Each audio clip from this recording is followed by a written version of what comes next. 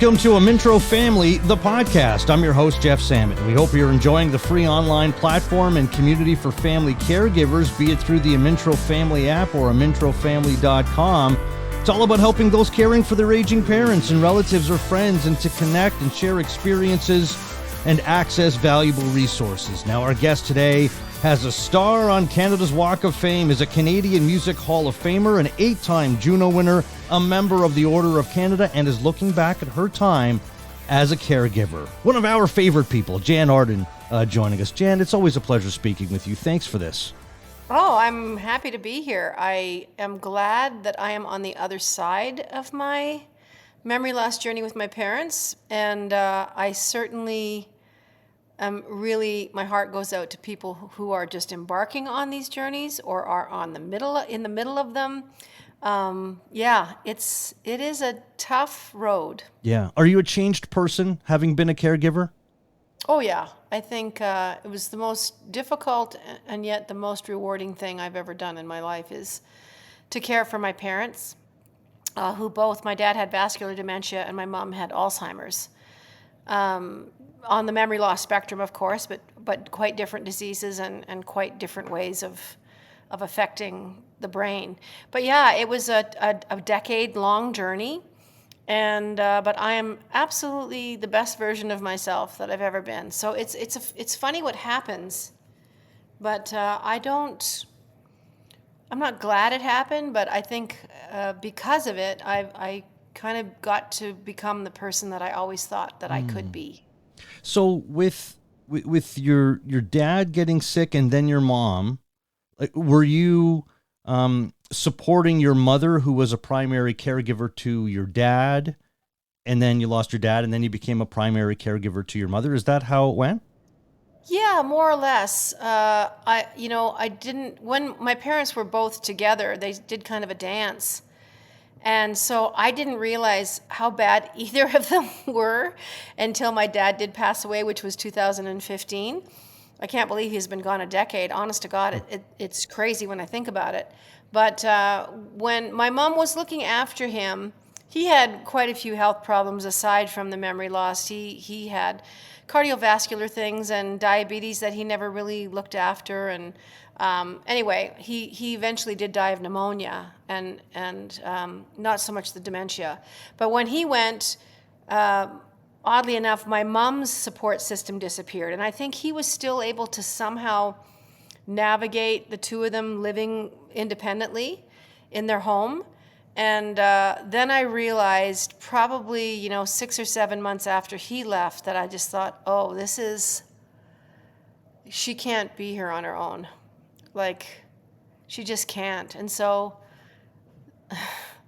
it's really scary. It's very depressing. Yeah. And there's a lot of shame involved in memory loss. So I was quite protective of my mom, and I always was covering for her. When I look back on my own behavior, I'd always make light of her memory loss, that it was garden variety, getting older, and I don't know why, but there's a lot of shame around it. You were embarrassed by her illness. Yeah, I don't know. Embarrassed. Yeah, I guess I was. Yeah. Do you think that part of you was in denial that she was the way she was? Yeah. Yeah. Oh, Jeff. Yeah, definitely. Yeah. I think people really try and find. They just trying to find an excuse for what's happening, and of course, with any kind of memory loss diseases, you cannot win, and it doesn't matter how often you correct or how much you raise your voice or get frustrated or roll your eyeballs or, get mad at the person that you're caring for. I mean, it's all these things that you just do out of sheer frustration. You can't win. Yeah.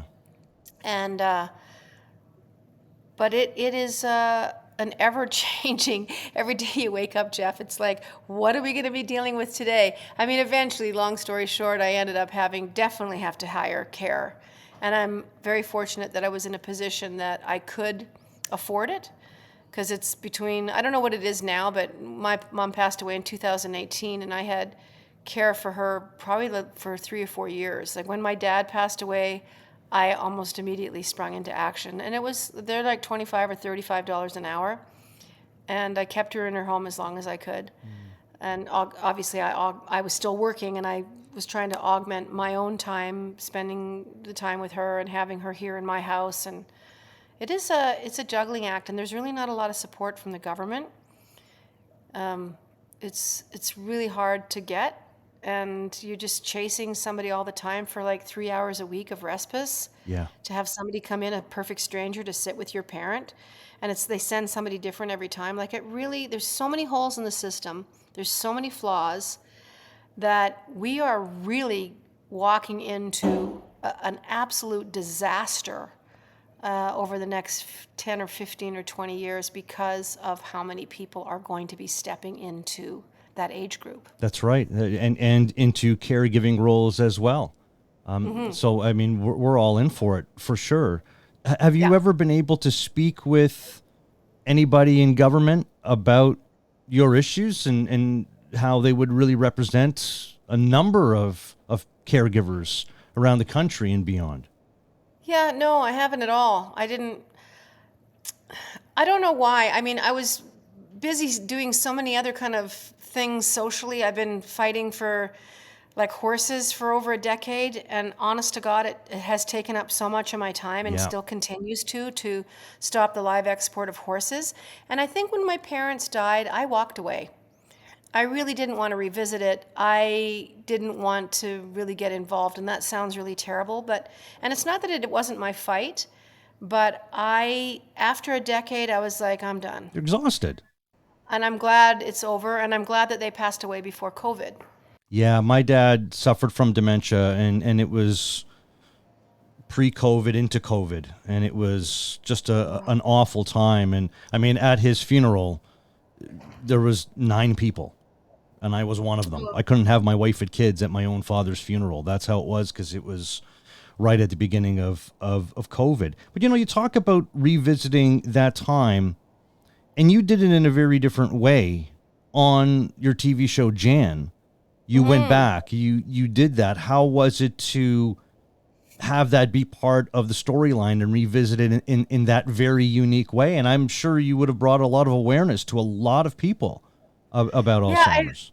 Thank you for that, Jeff. I mean, I knew that when we started doing the show, and we started the show in 2018, I think we started writing and stuff. It was called The Jann Show on the Bell Network, or the CTV network. And one of the things that I was quite adamant about, aside from shooting it in Calgary, which thank God they let me do, but it was to have the person that played my mother, fictitious, that she had the beginnings of memory loss, because I thought it would open a lot of doors and bring a lot of awareness to people that were starting to go down that road. And I don't regret it. And the fact that it was a half-hour scripted comedy gave us a lot of breadth and width to explore how funny memory loss can be. And it was a huge tool for me to laugh a lot when I was going through this stuff with my parents. It's so absurd, and it's so nutty, the things that they do, and that if you don't laugh, something really sinister kind of takes over your mind. You just have to look at the absurdity of life, and that this is what it is.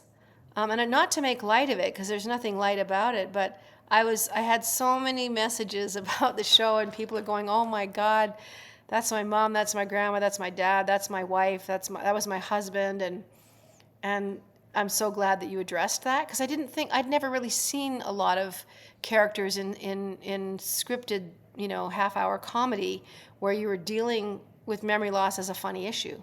Yeah, that's right. The game changer for you in the caregiving journey, like you talk about, well, you got to laugh sometimes. You just got to accept it for what it is. Was it to stop fighting it? Like, I remember when my dad first got his diagnosis, I took my mother to a Dementia 101 class. And one of the first things they told us was, don't beat your head against a wall. You're just going to have to live in their world. Like, you're just going to have to go with it. It's going to save you a lot of heartache and anxiety, and you're going to save them a lot of anxiety, because they'll just be confused.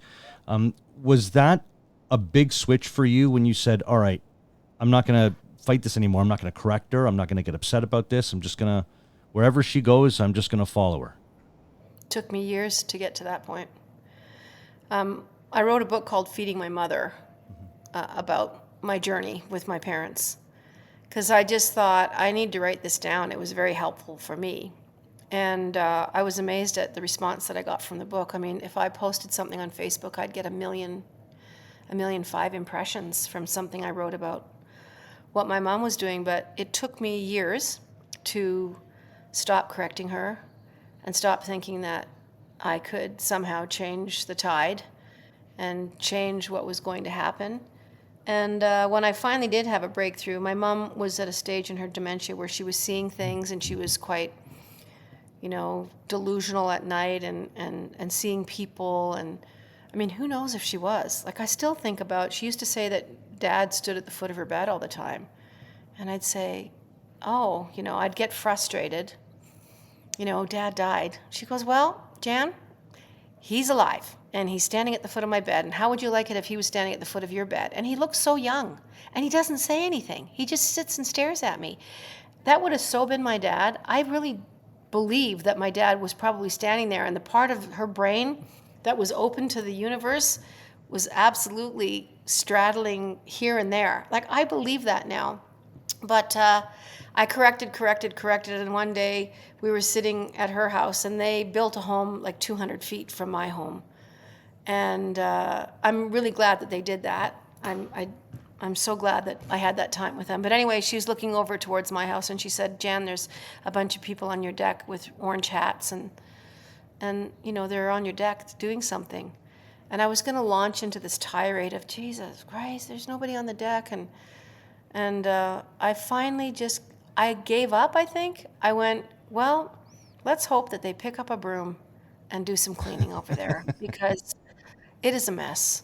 And she goes, yeah, I hope they do clean. We can walk over there and talk to them. I'm like, sure.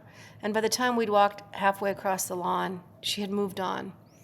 And it was a lesson to me that I was just making my life so difficult. It's exactly what you said, that you have to surrender.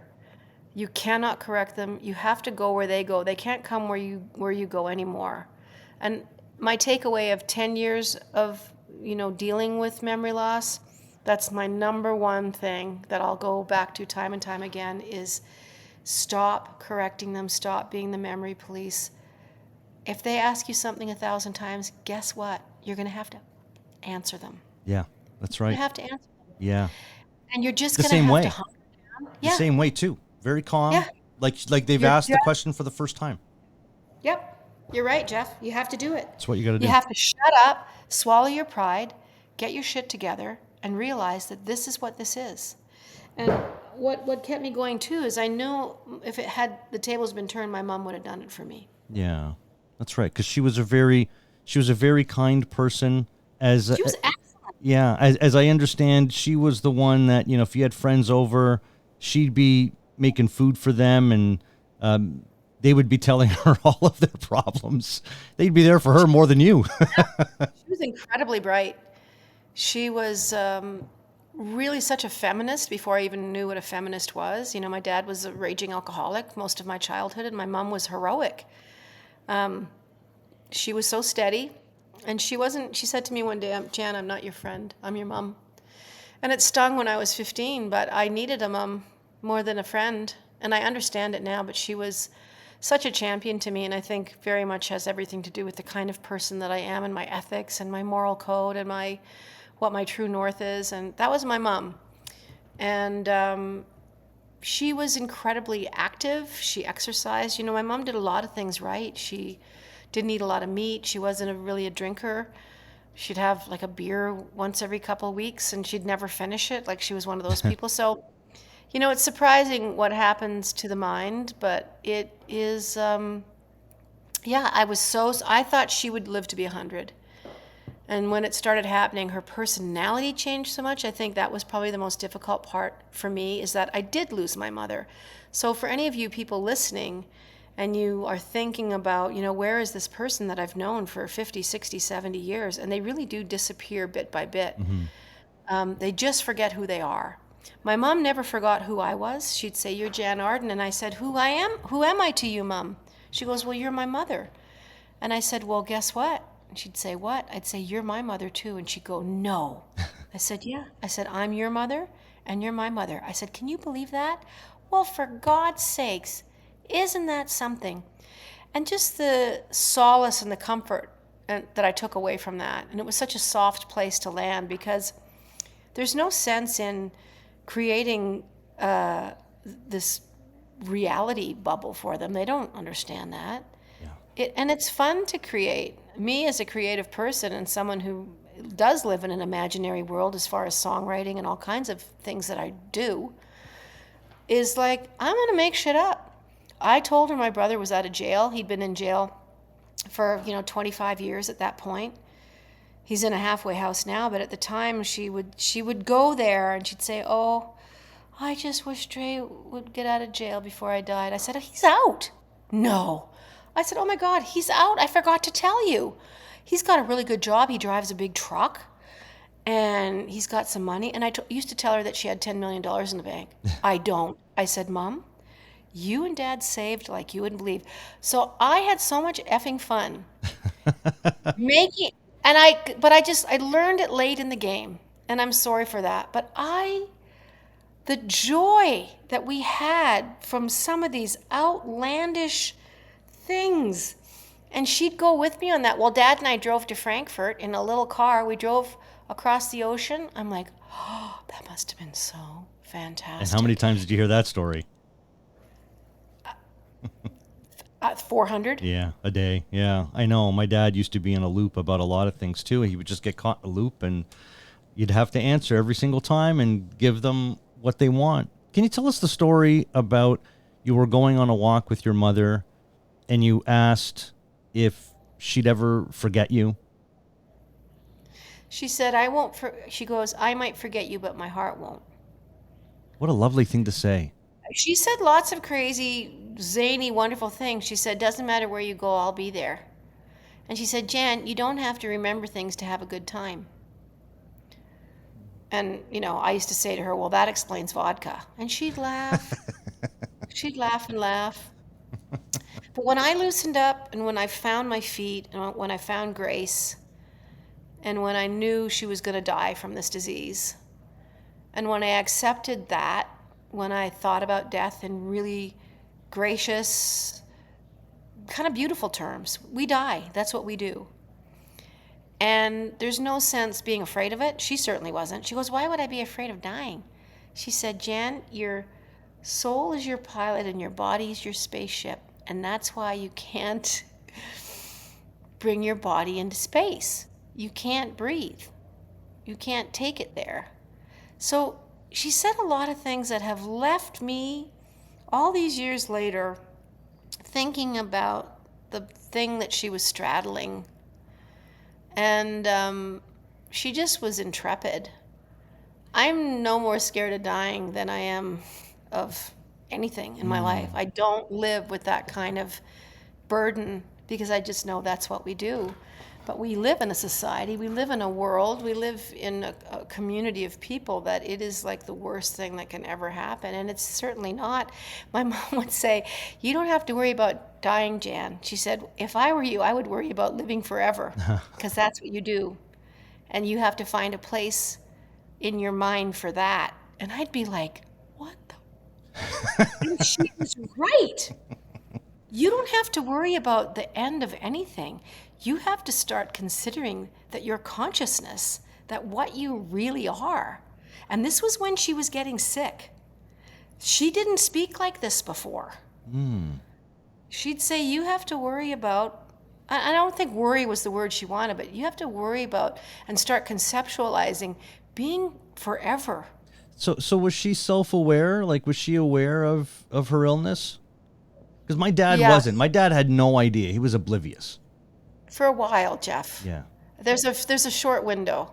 Yeah. Because she was very upset. She'd lose her car at the mall. The very beginning of it. Yeah. When you feel, she said, "There's little people that come in here and they move things." That's where it started. And her brain was trying to protect her. which brains do, because it's that pack mentality of we can't show what's happening. And it's just how you kick in. It's how your body responds and your brain responds. It hangs on to the thing. That's what I've learned. And I know I'm sounding really esoteric and kind of new agey right now, but I really believe that my mom's brain was trying to protect her and not show what was actually happening. And she'd fib a lot, you know.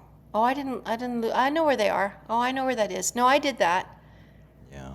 Is the stove supposed to be on? Oh yeah. No, that's on. I just put that on. Like, I saw it and I saw those protection mechanisms, but it was about 3 to 5 to 6 months, and then it was gone. And there was so much anger.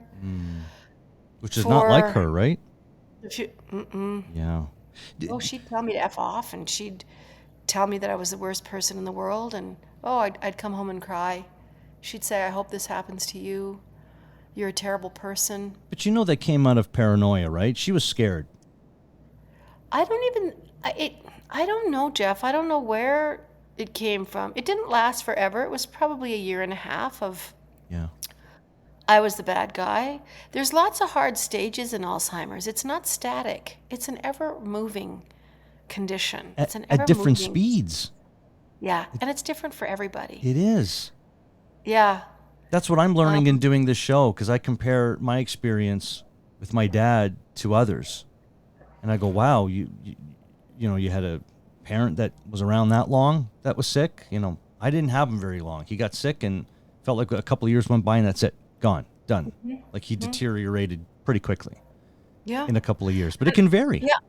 Yeah. Oh, sure it can. I mean, my mom just forgot how to swallow. So part of how the disease manifested in her body is her musculature around her skeleton just forgot how to hold her up.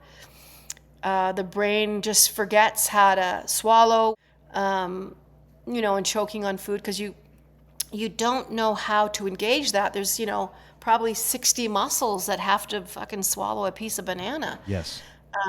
So I think she finally knew. I had been in Europe when she was kind of my family phone and just said, I think she's going, and I raced home, and she waited till I got there, and she looked right at me, and I said, it's time to go, Mom. Did she know it was you? Could you tell? Yeah. Yeah, she did? Knew. I said, do you know who I am? And she nodded. Amazing. I said, I know you know who I am. Yeah, she never forgot me. She just would always say Jann Arden, though she never ever called me Jann Arden. But she would call me Jann Arden. And she was a great parent. And she went out of this world in a very dignified way. And I think she is, you know, if you think about storing thousands and thousands of pictures on the cloud, you know, if anyone is grappling with the loss of someone's entire life and their personality, I really believe that the universe in all its majesty, and I'm not talking about God, I'm not a religious person, there's just so much more to it than we can ever possibly understand. But my mom is absolutely reunited with memories that are very stored safely away. They just couldn't be stored in a body that was deteriorating.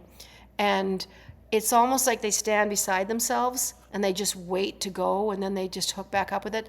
I have no sense of my mom not knowing me or not being around me, or I really believe in so much magic in human life, and it keeps me going. It keeps me creative, and it makes me very brave to speak out about things that I don't like, to speak out about right-wing fanaticism and shitty people and animal cruelty. I'm just like, I'm not going to sit on my hands. If I can do anything for my mom, I can be a 63-year-old woman who rages against the machine and who becomes political and outspoken, because I'm not afraid. You know, if someone blasts me, I guess that's the way it goes, but I'm certainly not going to sit back and let other people do the heavy lifting. That's such a mistake that people make. So my mom, you know, my life is so much better because of her disease. I know that sounds absolutely bananas, but whatever happened to her, it shifted something in how I decided to go forward. And maybe that's the purpose in how we live and die, is our parents are so influential. Is it a really, really terrible thing? I don't know. Boy, Jann, you've given me a lot to think about in retrospect with my experience with my dad, because I always thought that at the end he was only taking because he needed to take. But maybe he gave more than I realized, because it sounds like your mother gave you a lot on the way out. It was terrifying and terrible, and I was mad for a long time, and I felt like I missed out. And then I started to soften and find a place that, no, I didn't miss out. That was her road. And it's okay. She's okay. I'm okay. Yeah. And there's a lot of things that are going to get us. Who knows what it is, but throw your shoulders back and get ready and just be defiant and live your life in a way that's just filled with adventure. And, it's the obstacles that are going to make us, that are going to give us character. My mom was such a character, and she had so many obstacles. I mean, what my brother put her through and what my dad put her through, and she still enjoyed life. She goes, I'd be happy in a field on an orange crate. And I'm very much like her. I don't need a lot to make me happy. I don't really care about fame or anything like that. Yeah, I know that. You are the least celebrity person I know. No, I'm an artist. I'm a writer, and I'm a musician. I'm not any of that. And maybe to my detriment. I had a journalist say to me many, many years ago, 25 years ago, he said, you're too normal to make it in the United States. I'm like, okay, that's all right, if that's the worst thing that can happen. But, like I said, just before I have to say goodbye, Yeah. You're going to be okay.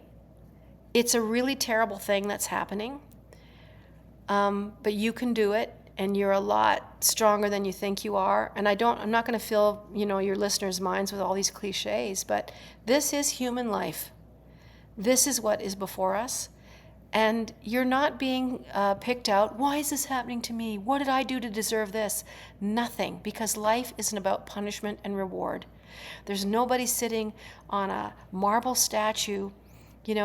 If there was, Gaza wouldn't be happening. The Sudan wouldn't be happening. Terrible diseases in children wouldn't be happening. We're on our own here for the most part. And we have to help each other. We have to be angels to each other. And I don't get it right. I make mistakes around every corner. I do stupid things. I say stupid things. But I get myself back up, and I just try harder the next time. Well, Jann, we appreciate your sharing and giving all of that advice with us today, Jann. And you say yes to things like this, and I know it can't be easy. So I appreciate your doing this, Jann. Thank you so much. Well, I like you. You've helped me so much, Jeff. And if this can help anybody out there, if there's any little bit that they can glean, and you should be really proud of yourself for what you did with your dad, mistakes and all the chaos, all the mess, all the regrets, should have done this, shoulda, woulda, coulda, woulda. No, your dad is proud of you. He loves you. He's fine wherever he is. He's with my mother right now going, well, listen to them talking about us. It's easy to talk about us when we're not there to defend ourselves, isn't it? That'd be a much better episode of a podcast. It sure would. I'd like to have the two of them on there going.